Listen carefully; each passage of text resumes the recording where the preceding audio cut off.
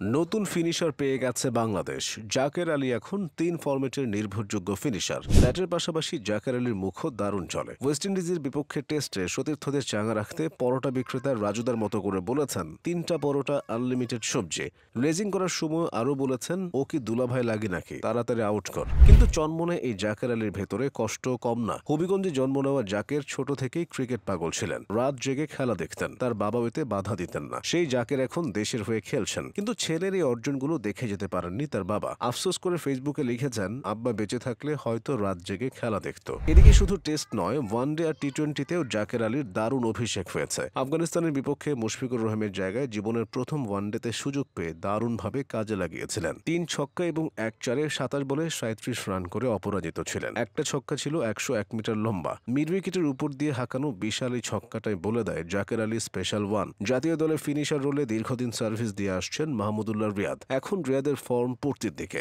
Champions trophy খেলতেও পারেন, নাও খেলতে পারেন। তাই ভবিষ্যতে রিয়াদের জায়গায় জাকেরকেই ভাবা হচ্ছে। জাকের আলীর সবচেয়ে বড় গুণ হলো তিনি মন্থর পিচেও সাবলীলভাবে ব্যাটিং করতে পারেন। ব্যাটিংয়ের পাশাপাশি উইকেট কিপিংয়েও দক্ষ জাকের। তবে উইকেট রক্ষক হিসেবে তার উন্নতির জায়গা আছে অনেক। কাগজে কলমে আন্তর্জাতিক ক্রিকেটে জাকেরের অভিষেক হয়েছে ২০২৩ সালের অক্টোবরে। সেটা অবশ্য এশিয়ান গেমসে, যেখানে খেলেছেন দ্বিতীয় সারির দল। তবে বাংলাদেশের হয়ে জাকেরের আসল অভিষেক হয় ২০২৪ সালের ৪ মার্চে শ্রীলঙ্কার বিপক্ষে টি-20 ম্যাচ দিয়ে। এর আগে বিপিএল দিয়ে সবার নজরে আসেন জাকের। তাও ছিলেন না ম্যানেজমেন্টের প্রথম পছন্দ। অফ স্পিনার আলিস আল ইসলামের চোটে শেষ মুহূর্তে দলে তার নাম অন্তর্ভুক্ত হয়। স্কোয়াডের সুযোগ পাওয়ার পর জায়গা করে নেন একাদশেও। সুযোগ পেয়ে সদ্ব্যবহার করেন। বুঝিয়ে দিয়েছিলেন পাকাপোক্তভাবেই বাংলাদেশ দলের ফিনিশিং এর দায়িত্বটা নিজের করে নিতে এসেছে। তার পুরো নাম জাকের আলী অনিক। তার বড় বোন শাকিলা ববি একজন সাংবাদিক। বড় ভাই শাকের আলী অপু বিভাগীয় পর্যায়ে নিয়মিত ক্রিকেট খেলেছেন। ভাইকে দেখেই ক্রিকেটার হওয়ার স্বপ্নটা উকি দিয়েছিল অনেকের মনে। ২০১০ সালের কোনো একদিন ভীত কণ্ঠে বড় ভাইকে জানিয়েছিলেন নিজের ক্রিকেটার হওয়ার স্বপ্নের কথা। বড় ভাই নিজে ক্রিকেটার হওয়ায় ছোট ভাইয়ের আবদার ফেলে দেননি। সপ্তম শ্রেণী পড়ুয়া অনিককে নিয়ে ২০১০ সালের কোনো এক দুপুরে বিকেএসপিতে উপস্থিত হন। সেখানে ট্রায়াল দিয়ে টিকে যান জাকের আলী অনিক। এরপর বিকেএসপির বয়সভিত্তিক যত ক্রিকেট টুর্নামেন্ট আছে সবগুলোই খেলেছেন তিনি। সেই সাথে বিসিবির অধীনে অনূর্ধ্ব-১৫ এবং অনূর্ধ্ব-১৭ এর সকল টুর্নামেন্টেই সুযোগ পেয়েছিলেন। তবে জাকেরের ক্যারিয়ারের মোড় ঘুরে যায় ২০১৬ সালে। সে বছর অনুষ্ঠিত অনূর্ধ্ব-১৯ বিশ্বকাপের বাংলাদেশ দলের সুযোগ পান তিনি। এরই ধারাবাহিকতায় একই বছর অনুষ্ঠিত জাতীয় ক্রিকেট লিগে সিলেট বিভাগের হয়ে প্রথম সারির ক্রিকেটে তার অভিষেক হয়। তখন থেকেই স্থানীয় কোচরা জাকেরকে নিয়ে বেশ আশাবাদী ছিলেন। জাকের আলীর কাছে নিজেকে প্রমাণের সবচেয়ে বড় সুযোগ এসেছিল ২০১৯ সালের বিপিএল। ওই বছর সিলেট সিক্সার্স তাকে নিজেদের স্কোয়াডে যুক্ত করে। ফলে ডেভিড ওয়ার্নার এবং জেসন রয়দের মতো তারকা ক্রিকেটারদের সাথে ড্রেসিং রুম শেয়ার করার সৌভাগ্য হয় তার। এরপর একাধিক বিপিএল টুর্নামেন্ট খেলার সুযোগ হয়েছে জাকের আলীর।